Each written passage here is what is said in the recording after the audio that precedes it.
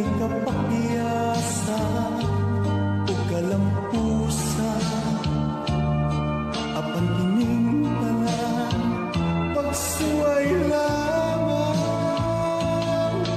Kapait di ay ning kapalaran, kanunay mag-ilat kining duha.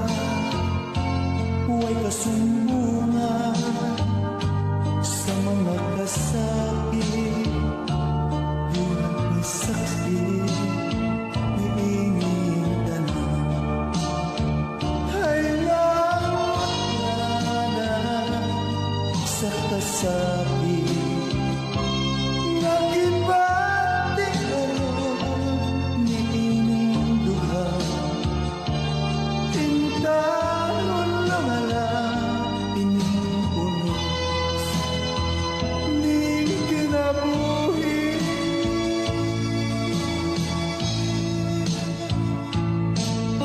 Kapait di ay ning kapalaran, kanunay